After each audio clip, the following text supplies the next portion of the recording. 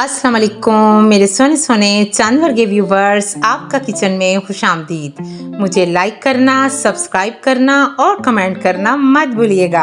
आज मैं fish lover के लिए फ़िश पकौड़ा की ऐसी रेसिपी लाई हूँ जिसका टेस्ट आपके मुंह से नहीं उतरेगा। ये फ़िश पकौड़ा जब आप मेहमानों को खिलाएंगे तो वो आपसे इसकी रेसिपी पूछे बगैर नहीं रह सकेंगे। फ़िश पकौड़ा बनाने के लिए मैंने 2 किलो फ़िश ली है। इसको मैंने 4 टेबलस्पून गंदम का आटा लगा के अच्छे से धो लिए।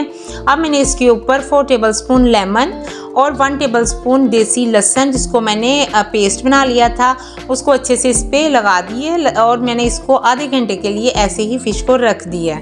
लेमन जो है वो उसका किरदार फ़िश में बहुत ज़बरदस्त है। फ़िश में लेमन और लहसुन का जो कम्बिनेशन है मैं आपको बता नहीं सकती। इसके बगैर आप फ़िश कभी मत बनाइएगा क्योंकि इससे फ्लेवर बहुत अच्छा आता है।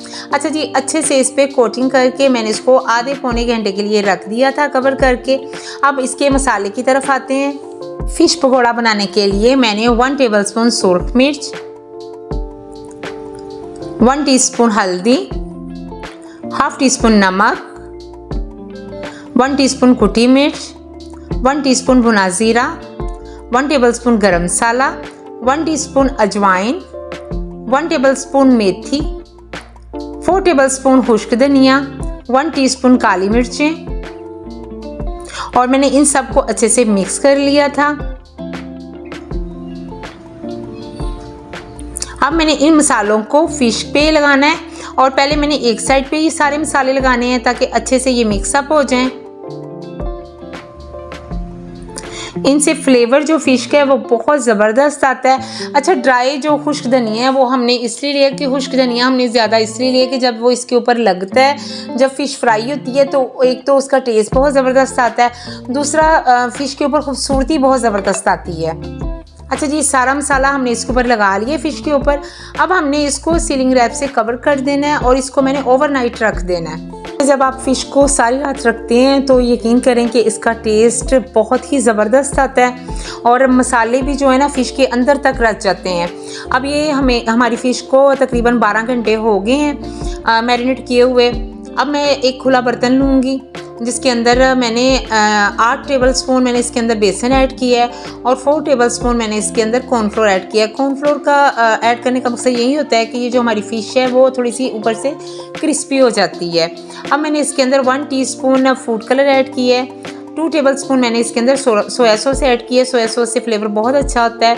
1 टेबलस्पून मैंने इसके अंदर चिकन पाउडर ऐड किया है और 2 अंडे मैंने इसके अंदर ऐड किए और हाफ टी स्पून मैंने इसके अंदर नमक ऐड किया है। आपने इसको अच्छे से मिक्स करना है। मैंने इसके अंदर 2 टेबलस्पून पानी के ऐड किए हैं। आपने मिक्सचर को ना ज़्यादा गाढ़ा करना है और ना ही ज़्यादा पतला रखना है, बस इस फॉर्म में आपका जो है बेसन होना चाहिए।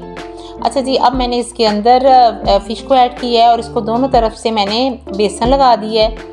अच्छा, मैंने आपको एक चीज़ बतानी कि मैंने पहले इसलिए बेसन लगा के इसको ओवरनाइट नहीं रखा क्योंकि फ़िश को अगर आप इस तरह बेसन लगाते हैं तो इससे फ्लेवर और बहुत ही अच्छी इसकी लुक आती है और इसके अंदर जो क्रिस्पी पान होता है ना वो भी चीज़ आती है। अगर आप रख देते हैं तो वो कई दफ़ा बेसन पानी भी छोड़ देता है और इससे जो हमारा मटीरियल है वो ख़राब होता है। अच्छा जी, मैंने ऑयल को अच्छे से गर्म कर लिया। अब मैंने इसके अंदर फ़िश को ऐड किया है। जब आपने फ़िश को ऐड करना है तो आपकी फ्लेम जो है वो हाई होनी चाहिए। जब आप फ़िश को ऐड करने के बाद साथ ही आपने इसकी जो फ्लेम है वो मीडियम लो कर देनी है। अच्छा, आपने 4 मिनट एक साइड से पकाना है और 4 मिनट से एक साइड से पकाना है। इसका जो प्रोसीजर है वो कम से कम 8 से 9 मिनट में जो हमारी फ़िश जो है वो रेडी हो जाएगी। ये देखें जी, फ़िश हमारी रेडी हो गई है और देखें इसके ऊपर कितना खूबसूरत कलर आया है और यकीन करिए खाने में भी जितनी आपको नज़र आ रही है इससे भी ज़्यादा टेस्टी थी। आप ज़रूर ट्राई कीजिएगा मेरी ये रेसिपी और मुझे आपने ज़रूर बताना है कि आपको ये टेस्ट कैसा लगा।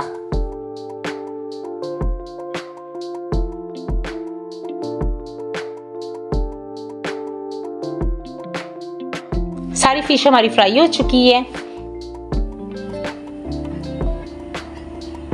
और यकीन करें इसकी इतनी खुशबू है कि मैं आपको बता ही नहीं सकती।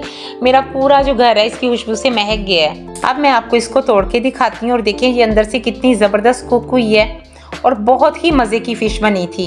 ये देखें जी, मेरी फ़िश पकौड़ा की फाइनल लुक। दुआ में याद रखिएगा, मुझे फीडबैक ज़रूर दीजिएगा। ओके, अल्लाह हाफिज़।